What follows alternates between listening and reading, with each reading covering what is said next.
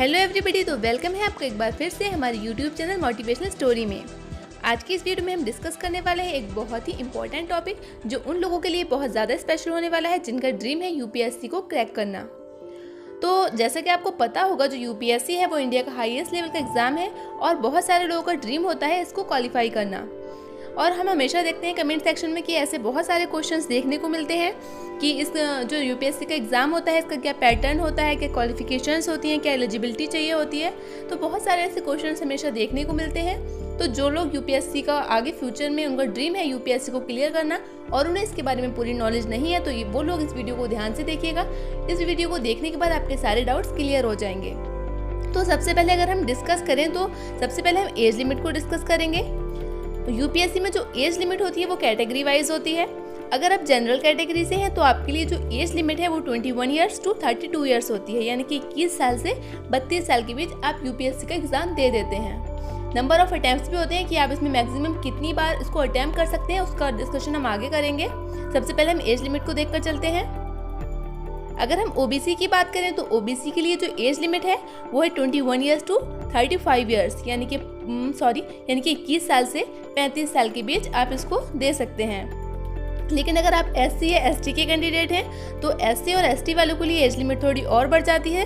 तो एससी और एसटी के लिए जो एज लिमिट है वो है 21 ईयर्स टू 37 ईयर्स, यानी कि आप 21 साल से 37 साल के बीच इस एग्ज़ाम को दे सकते हैं। इसके बाद हम बात करेंगे नंबर ऑफ अटेम्प्ट्स की, यानी कि जो एज लिमिट है ये आप इस एज लिमिट पे कितनी बार इस एग्ज़ाम को अटेम्प्ट कर सकते हैं। तो ये भी कैटेगरी वाइज है। अगर आप जनरल कैटेगरी से हैं तो आप इसको 6 बार अटैम्प्ट कर सकते हैं।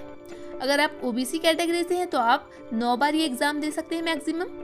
और अगर आप एससी या एसटी कैटेगरी से हैं तो इनके लिए कोई लिमिट नहीं है। जो एज लिमिट है उस साल के बीच, यानी कि 21 साल से 37 साल के बीच आप कितनी भी बार इस एग्ज़ाम को दे सकते हैं।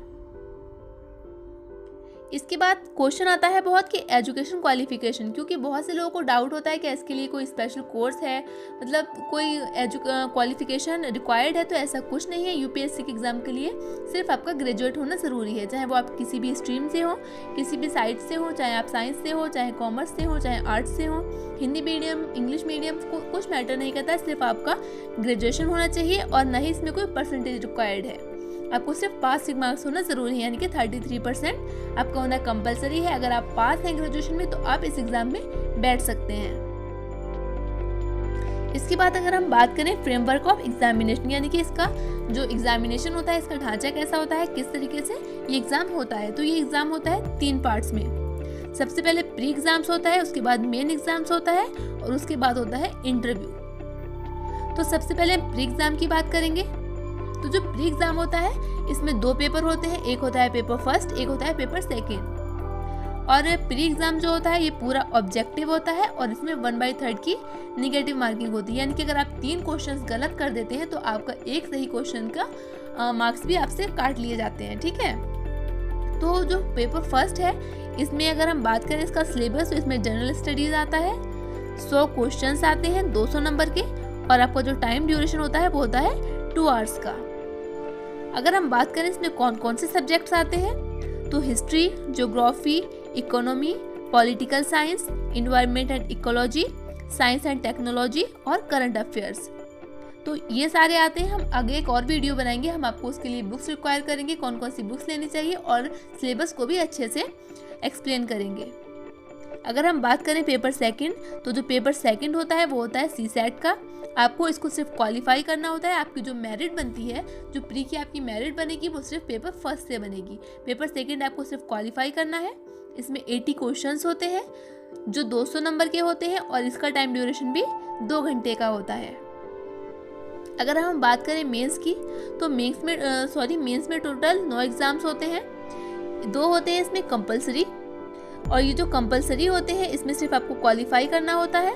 इसमें इसके जो मार्क्स होते हैं वो आपके नहीं जुड़ते हैं। इसमें आपको जो एक होगा वो होता है इंग्लिश का 300 नंबर का, 300 मार्क्स का इंग्लिश का हो जाता है। और फिर दूसरा जो होता है वो एनी इंडियन लैंग्वेज, यानी कि कोई भी आप भारतीय भाषा को चुन सकते हैं। तो 300 नंबर का आपका वो एग्ज़ाम हो जाता है। 2 एग्ज़ाम आपके कंपलसरी हो जाते हैं लैंग्वेजेस के। उसके बाद अगर हम जनरल स्टडीज़ की बात करें तो जनरल स्टडीज़ में आपके होते हैं 4 paper. Paper first, paper second, paper third और पेपर फोर्थ। और ये जो चारों पेपर होते हैं, ये चारों पेपर होते हैं 250 नंबर के। उसके बाद आपका एक होता है ऐसे, तो आपका जो ऐसे आता है वो आता है 250 नंबर का। उसके बाद आता है आपका एक ऑप्शनल सब्जेक्ट। आप कोई भी ऑप्शनल सब्जेक्ट ले सकते हैं, ये कंपलसरी नहीं है कि आपने वो सब्जेक्ट ग्रेजुएशन में लिया हुआ हो। चाहे आपने वो सब्जेक्ट पहले कभी पढ़ा हो या ना पढ़ा हो, आप इसमें कोई भी सब्जेक्ट सिलेक्ट कर सकते हैं। उसके भी 2 पेपर होते हैं, पेपर फर्स्ट और पेपर सेकेंड। और ये दोनों पेपर जो होते हैं ये होते हैं 250 नंबर के। तो आपका जो टोटल मेंस होता है वो हो जाता है 1750 मार्क्स का, यानी कि 1750 मार्क्स का। इसके बाद आपका होता है इंटरव्यू। तो इंटरव्यू जो होता है वो रियल में क्या होता है, आपका पर्सनैलिटी टेस्ट होता है। क्योंकि आपकी जो क्वालिफिकेशंस होती है, आपकी जो नॉलेज होती है वो तो रिटन एग्जाम में देख ली जाती है, तो इसमें सिर्फ आपका पर्सनैलिटी टेस्ट होती है। और फिर आपकी जो फाइनल मेरिट बनती है वो बनती है मेंस के एग्जाम्स में और प्लस इंटरव्यू में। जो आपका इंटरव्यू होता है वो होता है 275 नंबर का। तो जो आपका मेंस के मार्क्स होते हैं और इंटरव्यू के मार्क्स होते हैं, इन सबको मिलाकर टोटल हो जाता है आपका 2025। और इससे ही आपकी फाइनल मेरिट बनती है और इससे ही आपकी इसी बेस पर आपको रैंक दी जाती है कि आपकी कौन सी रैंक है। तो ये रहा आज का हमारा वीडियो। आई होप आपको वीडियो यूजफुल लगा होगा, और अगर आपको वीडियो अच्छा लगा हो तो इसको लाइक और शेयर कीजिएगा और हमारे चैनल को सब्सक्राइब कीजिएगा। आगे और मिलेंगे।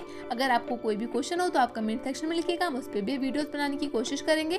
तो चलिए मिलते हैं अगली वीडियो में, तब तक के लिए बाय एंड थैंक यू।